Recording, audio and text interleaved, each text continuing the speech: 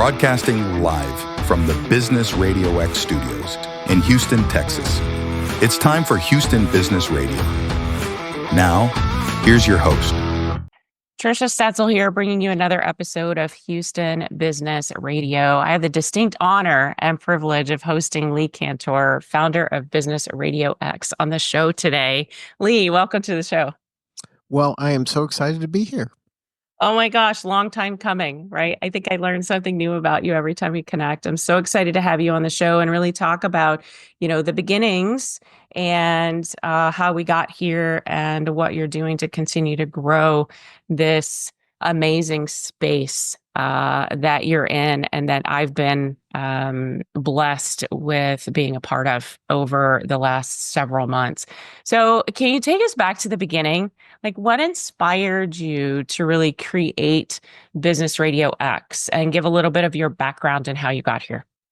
Sure. My background is I have a degree in advertising, and it's from University of Florida. And what makes the University of Florida advertising program interesting and different maybe from other advertising programs is that it's based in the School of Journalism. So my background has been kind of journalistic / advertising, and the kind of the melding of those two practices. So that's really influenced how Business Radio X kind of does business and how it was born from those kind of two. They seem separate, but there is a big overlap. And in today's social media world, the area is getting grayer and grayer when it comes to PR, advertising, and journalism. So that's really kind of the origin story begins there. But from a business side, the first time I did any type of this work, like podcasting, internet radio, that type of thing, that started when I had a fitness center. It was called Neighborhood Fitness. And I was doing this with a friend of mine that was a fitness expert. He has a degree in exercise physiology. He's a chiropractor. He's trained professional athletes. And my background was advertising marketing. And he was the day-to-day running of the kind of boutique personal training studio, and I was the marketer behind it. And early on, we figured we had an opportunity to do an internet radio show that we called Dr. Fitness and the Fat Guy. And this was at the very beginning of that type of technology. And we started podcasting it. And the guy who was running that studio was not happy that we were podcasting. It was new, brand new. He had never heard of podcasting. He's like, "Why are you doing this?" And he was running his business kind of like a small radio station.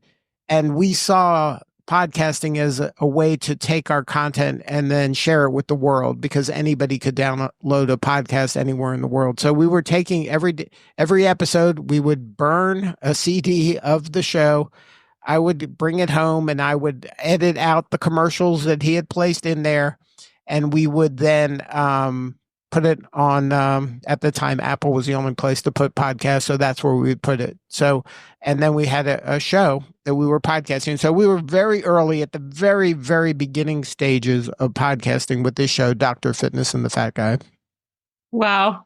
I love that. What a fantastic story. Like, your background is so diverse yet focused when it comes to having, your superpower really being in this marketing advertising space. Something that I happen to know about you is you're a bit introverted. So it's interesting to me, Lee, that you decided to move in this direction. So can you talk a little bit about your behavior style, because I know that's something that you're interested in, and how that really led you to Business RadioX? So what happened was, so I always, not always, but a lot of times I work with extroverts, and I'm the introvert, and they are usually kind of the face and the public facing part of the business, and I'm the person kind of behind the scenes. And I'm totally okay with that. That's why the business isn't called, Lee Kantor Radio X. It's Business Radio X. I'm okay with not people not knowing how involved or what I do. I'm not doing this for an ego reason. And because of that, I think I have a unique angle on why podcasting works for us in Business Radio X than it doesn't work for the vast majority of people who try podcasting on their own, because I think they're coming from a more look at me standpoint and not how can I best serve the people that are important to me, which I gravitate more towards that. So what happened was early on with Dr. Fitness, we were doing this, and my business partner, Dr. Fitness, named Adam Shaffron, he became known as Dr. Fitness. He got offered a job in Alabama and running chiropractic centers, and now he has a successful chain of chiropractic centers in Alabama, and that was birthed because of being Dr. Fitness. He got on TV as Dr. Fitness. It really leveraged Dr. Fitness as a way to differentiate himself. And obviously, there's lots of chiropractors out there, but there was only one Dr. Fitness. So that really helped him in positioning and growing his business. As the fat guy in the equation, it didn't help me as much. At one point, if you Googled fat guy, I would show up with Peter from Family Guy. Those were the two top results under fat guy for a period of time.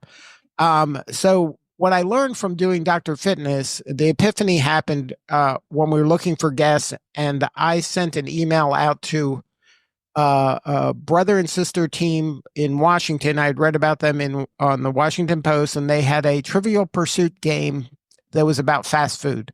And I'm like, oh, that'd be a good guest on our show, because our show is kind of silly, but we talk about fitness and business things. So I sent him a note, and it said, would you like to be a guest on our show, Dr. Fitness and the Fat Guy? And in less than an hour, the guy said, sure, what do I have to do? And for me, having a background in advertising, I know sending a blind email to a stranger and them replying that quickly is unusual. And that is usually what we're trying to accomplish when we're doing any type of copywriting, is to get a response in a positive manner very quickly. And I'm like, wow, that worked pretty quickly. So then I told my business partner, and he's like, you got this person in an hour? And then all of a sudden it became a competition between us of who can we get and which level of celebrity could we get on the show. And it was happening at rapid speed. So we were getting on people, they were coming on the Today Show to talk about their DVD or their book, and then they were coming on our show. We were just part of the wellness and fitness kind of book tours or DVD tours at the time early on. And because of that, we became a super highly rated podcast. And our guests were as good as anybody's guest when it came to wellness and fitness. We had the who's who. We had Jack LaLanne, if anybody remembers him.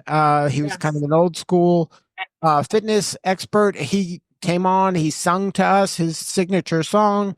We had all the people from Biggest Loser, which was a popular TV show at the time. We had every single one of their fitness trainers on our show. We had celebrity authors, and we had people that are famous today. Michael Pollan was on our show. We had Denise Austin, who's still kind of relevant even today. So we had the who's who of fitness during that window of time on our show, and it was a great experience. And that was because of this blind email that was, would you like to be a guest on our show? And that was the epiphany for me in a local business standpoint, is why do I have to, why can't I use the show to help a local person stand out locally and be kind of the micro celebrity for their niche? Would it work in that manner? And that's where Business RadioX was born. That's where the first show was called Atlanta Business Radio. That's where that show was born. And that show is still running today. And it's probably the longest continuously running local business show on the planet, because we were so early on in this media. I can't believe there's many others that are still doing it and have been doing it continuously for probably close to 20 years now. Wow, that is amazing. You have such a fantastic background. So, Lee, what I find about this platform is it really is about giving back to the community. And you have even shared some things with me about why you continue to keep this in place. So what I heard you say is that we could use this as a tool, some of us in particular industries, as a way to source leads or prospects and have a good conversation with them. And that's one of the ways that I'm using it. But I'd really like to expand more on the idea of putting this in place to serve the community and really help others. It's not about you, not about Business Radio X, as you said. It's about the community. So you're actually bringing people together in person and have been doing that for a very long time. Describe a studio setting for me. Sure. So our studio settings, they started out in a co-working space, and it was an office in a co-working space. And that was the first time we did this. And that's how Dr. Fitness started. We once we left that internet radio station, we moved to our own space. And so I was doing Dr. Fitness, and I'm like, I just do Dr. Fitness once a week. I have all this equipment, I have all this stuff. Is there stuff I could be using with this during the week? So I'm like, well, why don't I start a local show, Atlanta Business Radio, and just start bringing people into the space and interviewing them in that manner. And that's how that was kind of born. So I had all the equipment. I was already paying rent. So why not just use it more often doing a similar activity? So that's how Atlanta Business Radio was born. And that's really how Business Radio X was born. So I was doing that. And then a different executive suite company came up to us and said, I really love what you're doing. Can you move over to our place? Because I see the value in this. And that's where it started kind of really sinking in that, hey, this is really good for those people too. I don't have to pay rent necessarily, because this executive suite company's like, move here, and then basically gave us a free space because they saw the value in us bringing all these business people. They were getting traffic of the right people into their space to look at it. And so that's how that kind of came about. So all of a sudden, now we were partnering with an executive suite company, and they were seeing the value. They would, when they would tour the location, they'd come by our studios like, oh, we have this here. This internet radio station's right here in our space. And if you if you sign with us, we can help you get on that show. And we saw kind of the business case and the value we were providing to that entity. And then it just grew from there. And then I was going to, they called it, the organization was called Power Core here, but it was an offshoot of BNI. And it was those kind of, the networking, where it's peer to peer. You go around the room, everybody stands up and does like kind of a minute speech, and they talk about their business, and then they share leads amongst each other. And that's what I was doing, is just trying to get, trying to sell shows on this new studio that I had here in Atlanta. Wow.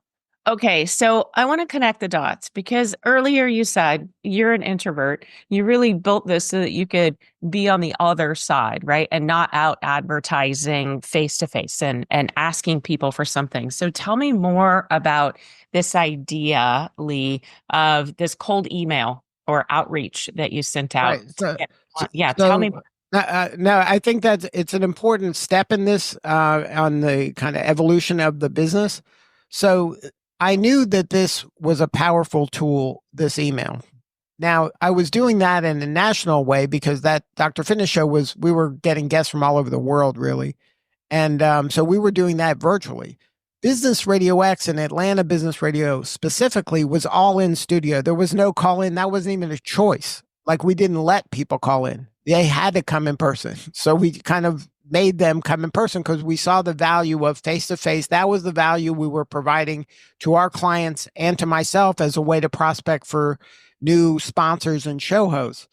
So I was doing this Power Core thing, and I was, I was really leaning into it. I was taking leadership roles in the organization. I was a coach. I was showing people how to leverage it, but I internally wasn't enjoying it. I dreaded going to the meetings.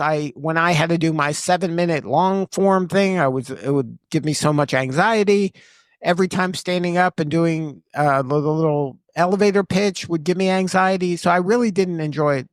But there was a woman in there that was she loved it. She was an extrovert. She kind of reminds me of you a little bit. And her name was Amy Otto, and she was selling Aflac insurance. And she was kind of new to Aflac, and they told her, you got to join this kind of a thing, and you got to go to chamber meetings, and you have to do all this stuff. And she was kind of struggling and she was getting frustrated because she's super personable and everybody loves her. And she's just a super great person, and she was not getting the traction she would have liked as quickly as she would like. And so I'm like, Amy, please be my co-host on Atlanta Business Radio. I'm not going to charge you anything. Just be the co-host. And you're already going to all these meetings. Instead of going to the meetings and saying, I'm Amy with Aflac, just say you're Amy, co-host of Atlanta Business Radio, and invite them on the show. And just see if that changes anything. And so that changed everything. Now, all of a sudden, she's not the insurance lady who people were kind of avoiding. She has something of value to them. And she started getting people who weren't calling her back or kind of, acknowledging her are now like, how do I get on the show? How come you had Mary on and you didn't invite me on? And like her positioning in the marketplace changed dramatically. And I could tell you the biggest success story that I remember vividly that happened because of her is she invited in Metro Atlanta, there was a period, and it's still going on, where a lot of these unincorporated suburbs were spinning off their own city, and they were forming their own city government because they wanted to be away from Atlanta proper. They wanted to be their own city, and they were unincorporated, and it was a huge part of the Metro Atlanta area. So the first city to spin off was where I happen to live in Sandy Springs, and the second one was a city called Dunwoody, which is the suburb next to it. So the city of Dunwoody spun off, and they elected a mayor, and they became their own city. We did an episode that was a City of Dunwoody special where we invited the mayor, city council person, the city manager. It was a whole episode just about them because it was their year anniversary, and they had just had their own police force. It was a big deal. So Amy invited them. They came on, they talked, and it was all about them for an hour. And they were just so appreciative. At the end of the show, there's no more recording. We're chatting after. And they're like, what can we do for you? This was great. Thank you so much for doing this for us. It's so important to let people know what we're doing and how we came about and all this. And Amy's like, look, I sell Aflac. If I can get into city of Dunwoody and just let them know how this works, that'd be great. And they're like, well, we can't give you any special treatment or anything, but absolutely, you can come in and do a proposal. So cut to, she got that municipality, and it opened up a whole bunch of municipalities for her, and it changed really the trajectory of her career there and selling insurance, and now her business has evolved dramatically from that point. But it was a game-changing moment for me because I'm like, what salesperson would be able to get a mayor, a city council person, a city manager to their territory, to their office, to talk in person and to have them ask, what can I do for you? Yeah. Like from a sales standpoint, I'm like, this is a game-changing moment for me as looking at it because it had nothing to do with me. I was facilitating it, and my thing helped make that happen. But this was her working it in a way I couldn't even envision. But it was so dramatic to me. I'm like, this is something that can scale. This can work in any market. If you do it in the way that she's doing it, in the way that we kind of drew it up, where we're here to help and support and celebrate the work of the people locally. And this is just, we call them relationship building moments. We create multiple relationship building moments that separate a professional service provider from everybody else because they're the only people that get to do this. We're helping them do this thing that no one else can do, and then doing it in a way that's just extremely powerful. Wow. That is an amazing story. And I'm sure that there are 10,000 others, right, where people have been able to have conversations. And I know you've had a lot of conversations with folks. So Lee, the way Business RadioX is set up now is there are licensed studio operators. Some of them are in person, as you described, typically in a chamber setting or in a space where it's easy for people to access, right, and come in and have these conversations. Something new that Business RadioX has put out there are these virtual licensed studio operators like me. where I'm doing my interviewing from my home office. So can you talk a little bit about not the transition, but the addition of these licensed studio operators from a virtual perspective? Yeah, so that came about. I mean, really, the pandemic is what kind of birthed that, where we were really stuck, because our whole business model is this is in person. You got to come in person. And now the pandemic's come on, and they're like saying you can't meet in person. Like that's against the law now. So how do we kind of meet people where they are? And then so immediately we transitioned to virtual. All of our studio partners, basically got Zoom or Google Meet or Microsoft Teams, and then they started broadcasting the same thing, but just virtually. And so we didn't want to ignore that. And the benefit for us from having virtual is it allows us to spin up studios pretty quickly. You don't need rent. It's completely flexible. You can do this on your own schedule in your own house and without any, real equipment or anything dramatic. So it allowed us to kind of open up the doors to new people. But the core business is studios in person. But this does give you a different way to access the people most important to you. And that's really at the heart of it is we want to help our studio partners serve the people most important to them. And the sweet spot for us ideally is if the people most important to you are in your local community and you want to meet them in person and serve them that way, we can show you an in-person studio model. But if you're not ready for that, there's this other model that works. I don't think it works as effectively, but it still works effectively. Yeah, I mean, this whole idea of bringing people together in the same room is huge, right? For me, the virtual studio makes sense because I live 90 minutes from civilization, right? Way out in rural South Texas, and it works for me. And just to plug for, this whole idea of the reach out and giving back and what you get in return. I shared with you and Stone that I had 15 introductory phone calls for people who wanted to be on the show in 1 week. And it continues to be that high.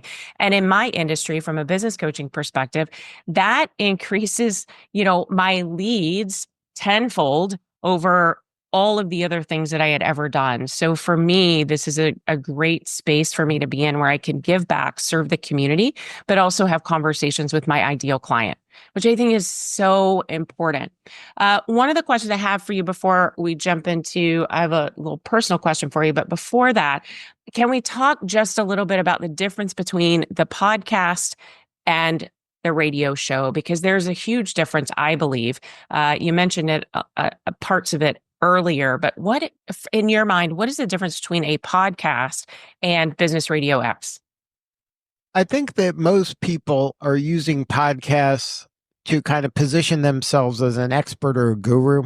And the way they're doing this is in a very self-serving way of, look how smart I am. Oh, here's an example of how smart I am. Hey, have you ever thought of doing this thing that I thought of that's so smart? And we find it more effective to, instead of focusing in on yourself or anything really to do with you, but focus in on the niche that you serve and the community that you serve, and then use it as a way to just build better relationships with people over time in a very relationship driven way, not a transactional way. And that's really, I think, at the heart of what makes it work for most people that are affiliated with us, because number one, we're being selective in choosing people who have kind of this heart of service. If you don't have a heart of service, if you're looking at this as a get rich quick scheme of, oh, great, here's this little hack that I can meet lots of people and I'm going to do this thing and I'm going to meet them and then spam them. That's not really who we're after. It doesn't work like that. You really have to kind of have a pure heart in the sense of serving people and really wanting to support and celebrate the work of people important to you. And then, oh, by the way, you have a day job and you might have a service that they might be interested down the road. That is how we do this. That's how we approach this. And that's the people who do it that way benefit way more, and they benefit faster and they benefit, their clients stay with them longer because they're just trying to help their clients. They're just using the platform to help their clients, and then they're benefiting in the long run. And if you don't have the patience for that, or if you don't have the stomach for that or the heart for that, then it's not going to work. Then, find another place to do this or do it yourself. I mean, podcasting nowadays, anybody can do it on their phone, and, with AI stuff, you don't even need you can pretend to have a co-host. Like, there's lots of ways you could do it now. The way that we do it is very service oriented, and it really helps position the person who is the host or the studio partner or even the client host, positions them as kind of the voice for business in the niche that they serve, and they become that indispensable cog in the machine because they're helping tell the stories of business in their niche. And then if somebody wants to come on that show, they have to go through that person, and that person hopefully is going to sell them something over time, but maybe not. And that's okay too. We cast a wide net, and we want to serve the whole community. Right. Absolutely. And it really is about building trust, right? It's about building that relationship so that down the road, if it makes sense, we can do some business together. And I think that is very, very important. So Lee, you've been doing this for a very long time, and you likely do a lot of personal improvement, business improvement. So who inspires you, or what books do you feel like have really been a part of your growth in this space? Yeah, the authors or thought leaders that really are important to me and have really influenced how I do what I do and the why behind what I do. I'd say Seth Godin. From a young age, I've been a super fan of him. I was part of the altMBA program that he developed a while ago, one of the early cohorts of that. And going through that, that was a really intensive experience that I learned a lot, that I still use a lot of the stuff today. Another person is a guy named Rory Sutherland, who wrote a book called Alchemy.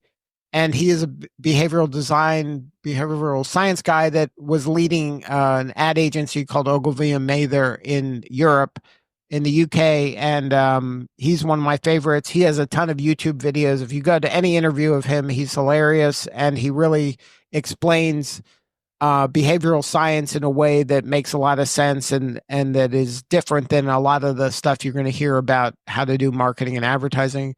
Another guy is Bob Moesta, and he has a book called Demand Side Sales 101. And he has a theory, it's called the job to be done theory, which is that people don't buy anything. They buy something to solve a problem or to do a job. And that's, you got to figure out what it is. What job are you doing for somebody else? And then you can market them accordingly. And then lastly, somebody recently that I've kind of come across, I think is important, doing important work, is a guy named Will Guidara, and he runs a restaurant called 11 Madison Park, and it's been named best restaurant in the world. But he wrote a book called Unreasonable Hospitality: The Remarkable Power of Giving People More Than They Expect. And I think that that's important too. Is some people say to under promise and over deliver, and he believes to over promise and over deliver. So raise the expectations and then surpass them. So don't be afraid to do that. And if you want to stand out and be special, because that's what it takes in today's world. I mean, I think consumers are a lot more savvy. They're a lot more picky. They read a lot. They, reviews are important in today's world. So you can't just, it's table stakes to deliver whatever it is you're supposed to do. You better be doing something to surprise and delight people if you want to be memorable, and you want to be talked about, and you want to kind of grow. So, Lee, for our listeners who may be thinking that this could be a good opportunity for them to serve their community, or maybe someone just wants to share their story, what advice would you offer to them to get them started? Just go to businessradiox.com and then check out our page and just poke around, listen to some of the shows we've done, go into any community that's near you and listen to some of the stories that are being told there. And there's plenty of places on that page to connect with us, to partner with us. We're just really looking to grow. My big goal for the organization, which we're nowhere near achieving yet, is to be in 1,000 communities and serving 1,000 communities. And I came up with that because there's about 8,000 chambers of commerce in America. And if we were in the top 15% or so, that would be 1,000 studios serving those top 15, 20% of the marketplace and the most active chambers. So that's what we're shooting for. And we're nowhere near there. So if you have a heart of service and you want to differentiate yourself in your local market, please connect with us and let's see if there's ways we can make that happen. I love that. Thank you, Lee. And if anyone's listening and wants personal experience on, where I'm at and how I'm using this beautiful tool in my business, I'm happy to share that as well. So lastly, Lee, how can people connect with you or even learn more about becoming a licensed studio partner? Yeah, connect with me on LinkedIn, Lee Kantor, LeeKantor. And there's thousands of hours of me on podcasts. You can just Google me on any podcast platform. You can hear one of the shows I do. I do lots of shows, and I've done lots of shows over the years. Or again, the website is businessradiox.com. My email is Lee, at businessradiox.com. Easy to find and easy to connect with. I love that. Lee, thank you so much for being on the show today. I appreciate the opportunity to interview you today, but I also, even more so, appreciate the opportunity to be a part of Business RadioX. Thank you for all you do, Trisha. We appreciate you. Yeah, thanks, Lee. And that's all the time we have for today's show. Join us next time for another exciting episode of Houston Business Radio. And until then, stay tuned, stay inspired, and keep thriving in the Houston business community.